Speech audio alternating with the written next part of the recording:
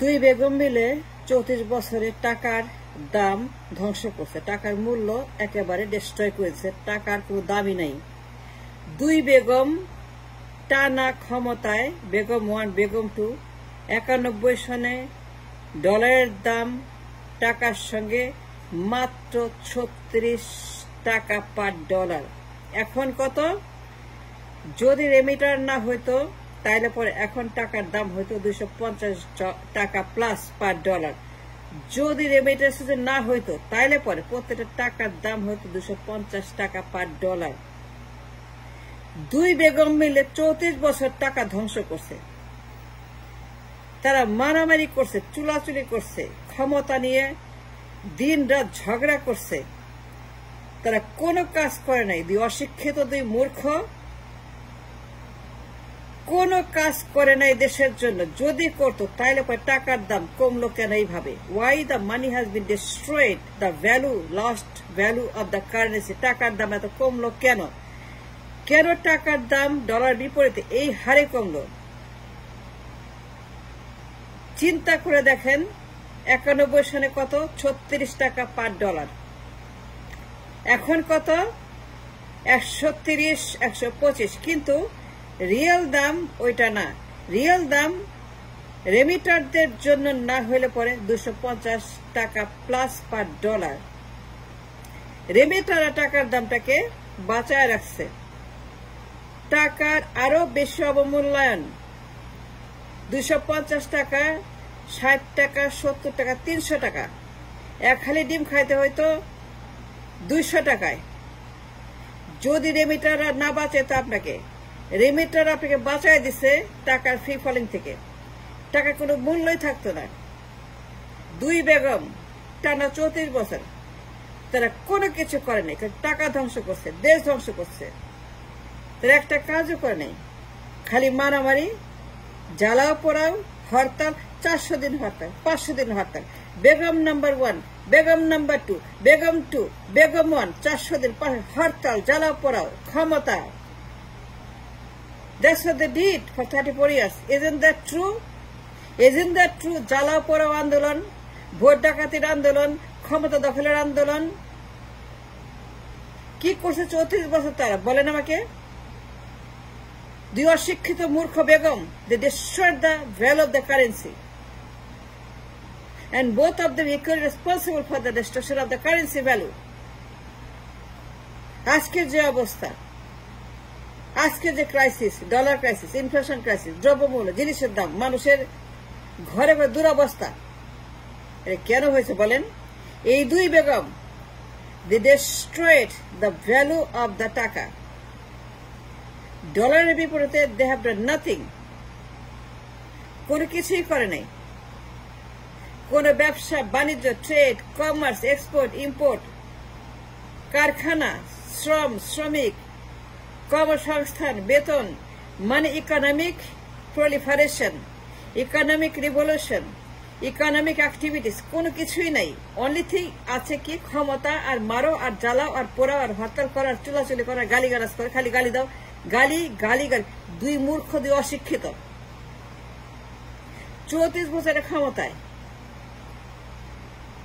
টানা 34 ইয়ার্স। এক বেগম যায়, আরেক বেগম আসে, একজন খায়, আরেকজন ঢুকে, একজন শেষ করে, আরেকজন ঢুকে, এক বেগম খায়, আরেক বেগম খায়, আরেক বেগম ঢুকে, আরেক বেগম ঢুকে। এইটি হচ্ছে 34 বছরের ইতিহাস। চিন্তা করেন, 91 সনে টাকার দাম মাত্র ডলারে গেছে 36 টাকা।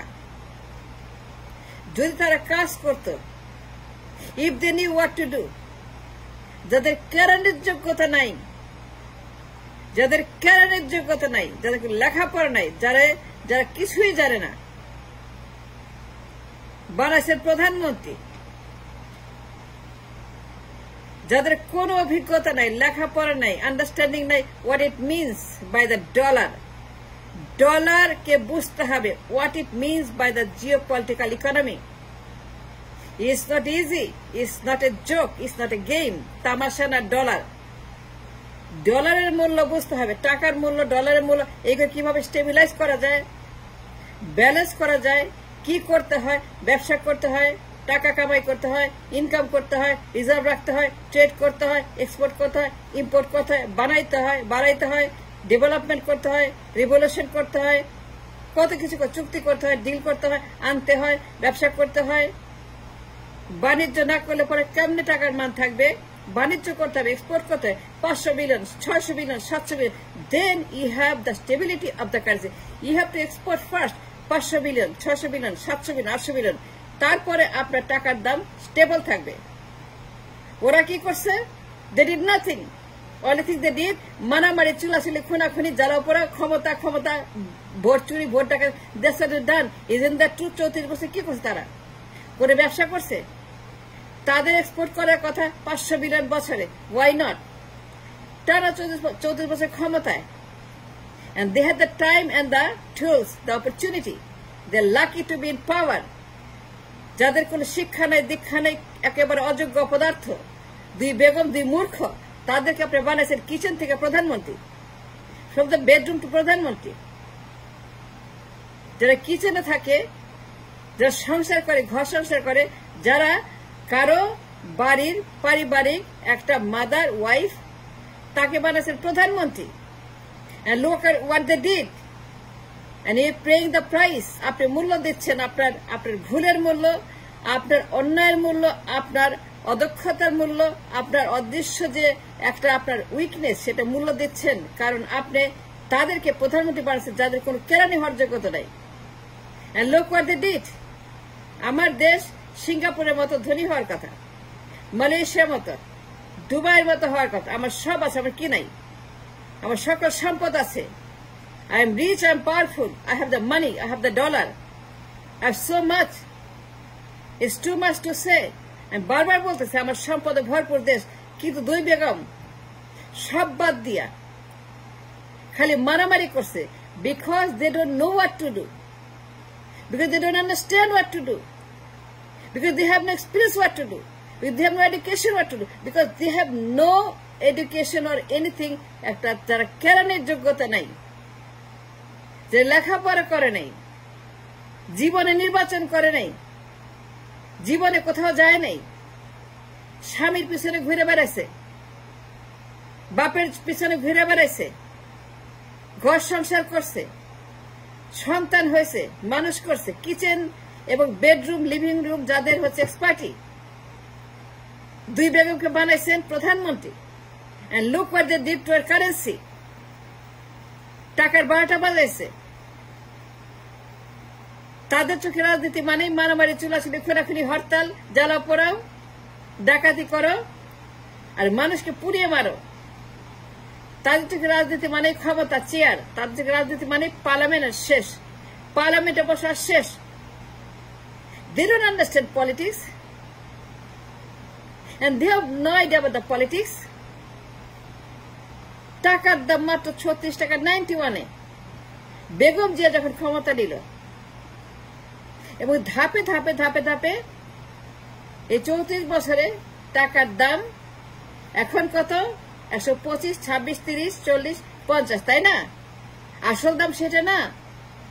আসল দাম হচ্ছে যে 250 প্লাস। রেমিটার ঠেকায় রাখছে।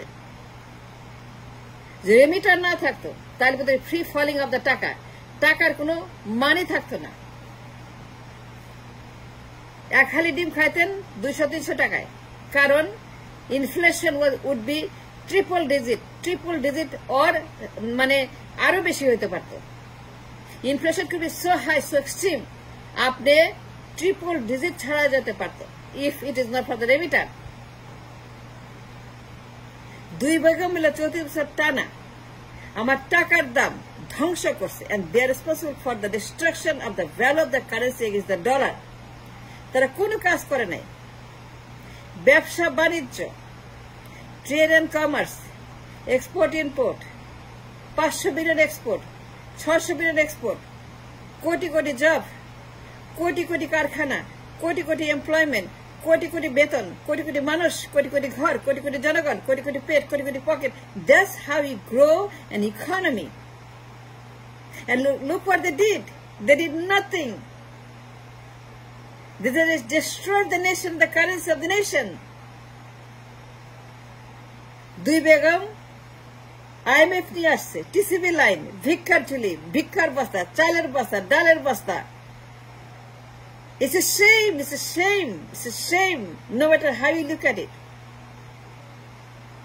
দুই বেগম মিলে আমার টাকার দাম 34 বছরে ধ্বংস করতে করতে করতে করতে করতে বাজারে আগুন লাগাইছে, মার্কেটে আগুন লাগাইছে। এই যে আগুন চলছে ইনফ্লেশনের, কেন হচ্ছে জানেন? দুই বেগম, এই দুই বেগম দায়ী। ওদেরকে ধরেন, জবাবদিহি করেন, বিচার করেন। That's called the insaf and justice. They are responsible.